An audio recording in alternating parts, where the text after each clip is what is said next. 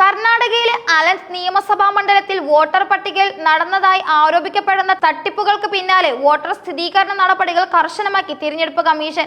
ആ വോട്ടർമാരുടെ പേരുകൾ അവർ പോലും അറിയാതെ വോട്ടർ പട്ടികയിൽ നിന്ന് നീക്കം ചെയ്യാൻ ശ്രമിച്ചുവെന്ന് ലോക്സഭാ പ്രതിപക്ഷ നേതാവ് രാഹുൽ ഗാന്ധിയുടെ ആരോപണത്തിന് ശേഷമാണ് ഈ നീക്കം. ഇതിന്റെ ഭാഗമായി വോട്ടർമാരായി രജിസ്റ്റർ ചെയ്യുന്നതിനും പേരുകൾ കൂട്ടിച്ചേർക്കുന്നതിനും നീക്കം ചെയ്തതിനും അപേക്ഷകർക്ക് മൊബൈൽ നമ്പർ നിർബന്ധമാക്കി.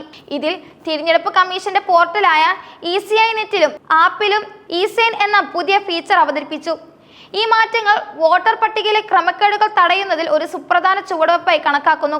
നേരത്തെ വോട്ടർ തിരിച്ചറിയൽ കാർഡിന്റെ നമ്പറുമായി ബന്ധപ്പെട്ട ഏതെങ്കിലും ഫോൺ നമ്പർ ഉപയോഗിച്ച് വോട്ടർ പട്ടികയിൽ നിന്ന് പേര് നീക്കം ചെയ്യാനും ചേർത്താനുമുള്ള അപേക്ഷകൾ സമർപ്പിക്കാൻ സാധിച്ചിരുന്നു.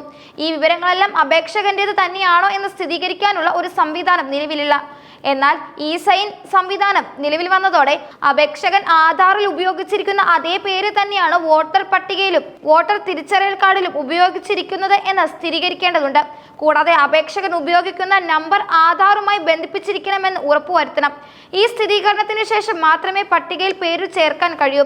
നീക്കം ചെയ്യുന്നതിനുമുള്ള അപേക്ഷാ ഫോമുകൾ തിരഞ്ഞെടുപ്പ് കമ്മീഷന്റെ വോട്ടെടുപ്പിലൂടെ സമർപ്പിക്കാനും സാധിക്കൂ. കർണാടകയിലെ അലന്ത് മണ്ഡലത്തിൽ 2023 തിരഞ്ഞെടുപ്പിൽ വോട്ടർമാർ പോലും അറിയാതെ 6018 വോട്ടുകൾ ഓൺലൈനായി നീക്കം ചെയ്യാൻ ശ്രമം നടന്നതായി രാഹുൽ ഗാന്ധി കഴിഞ്ഞ ആഴ്ച ആരോപിച്ചിരുന്നു. ഈ ആരോപണത്തിന് പിന്നാലെയാണ് തിരഞ്ഞെടുപ്പ് കമ്മീഷൻ പുതിയ പരിഷ്കരണങ്ങൾ നടപ്പിലാക്കാൻ തുടങ്ങിയത്. മുഖ്യ തിരഞ്ഞെടുപ്പ് കമ്മീഷൻ ജ്ഞാനേഷ് കുമാറിന്റെ പേരെടുത്ത് പറഞ്ഞുകൊണ്ട് നിങ്ങൾ മോഷ്ടിക്കുന്നത് ഞങ്ങൾ പിടികൂടിയപ്പോൾ നിങ്ങൾ വാതിലുകൾ കുറ്റിയടിക്കാൻ ഓർമ്മിച്ചു എന്നാണ് രാഹുൽ ഗാന്ധി പുതിയ പരിഷ്കാരങ്ങളോട് പ്രതികരിച്ചത്.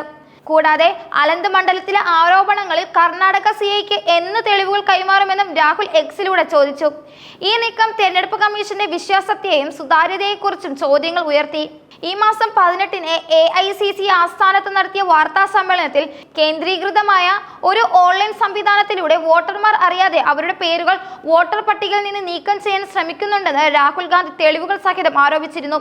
അലന്ത് മണ്ഡലത്തിലെ ഗോധാബായി എന്ന 63-കാരിയുടെ പേരിൽ അതേ മണ്ഡലത്തിലെ 12 പേരുടെ വോട്ടർ പട്ടികയിൽ നിന്ന് നീക്കം ചെയ്യാനുള്ള അപേക്ഷ നൽകിയിട്ടുണ്ടെന്നും ഇതിനായി കർണാടകയ്ക്ക് പുറത്തു നിന്നുള്ള 12 നമ്പറുകൾ ഉപയോഗിച്ചുവെന്നും അദ്ദേഹം ആരോപിച്ചു. ഒരു വ്യക്തിയുടെ പേരിൽ നിരവധി വോട്ടർമാരുടെ പേരുകൾ നീക്കം ചെയ്യാൻ ശ്രമിച്ചത് ഈ വിഷയത്തിലെ ക്രമക്കേടുകളുടെ വ്യാപ്തി എത്രത്തോളം ഉണ്ടെന്ന് വ്യക്തമാക്കുന്നു. ഈ സംഭവങ്ങളെല്ലാം പട്ടികയുടെ സുരക്ഷയെക്കുറിച്ചും അതിന്റെ പരിപാലനത്തെക്കുറിച്ചുമുള്ള വോട്ടുകൾ വർദ്ധിപ്പിക്കുന്നു. തിരഞ്ഞെടുപ്പ് കമ്മീഷൻ നടപ്പിലാക്കിയ പുതിയ മാറ്റങ്ങൾ ഇത്തരം തട്ടിപ്പുകൾക്ക് ഒരു പരിധിവരെ തടയിടുമെന്ന് പ്രതീക്ഷിക്കുന്നു. എന്നാൽ ഇത് വോട്ടർ പട്ടികയുടെ സുരക്ഷയെക്കുറിച്ചുള്ള എല്ലാ ആശങ്കകൾക്കും പരിഹാരമാകുമോ എന്നും കണ്ടറിയണം. ഇന്ത്യയുടെ ജനാധിപത്യ പ്രക്രിയയുടെ അടിസ്ഥാന ശിലയാണ് സുതാര്യവും നീതിയുക്തവുമായ തിരഞ്ഞെടുപ്പ്. വോട്ടർ പട്ടികയിൽ നടക്കുന്ന ഇത്തരം ചോദ്യങ്ങൾ ആ വിശ്വാസ്യതയെ തന്നെ ചോദ്യം ചെയ്യുന്നു. അതിനാൽ വോട്ടർ പട്ടികയുടെ സംരക്ഷണം ഉറപ്പാക്കാൻ കൂടുതൽ കർശനമായ നിയമങ്ങളും സാങ്കേതിക വിദ്യകളും നടപ്പാക്കേണ്ടതുണ്ട്. ഇത്തരം സംഭവങ്ങൾ ഭാവിയിൽ ഉണ്ടാകാതിരിക്കാൻ തിരഞ്ഞെടുപ്പ് കമ്മീഷൻ ജനങ്ങളുമായി കൂടുതൽ അടുത്ത് പ്രവർത്തിക്കേണ്ടതുണ്ട്.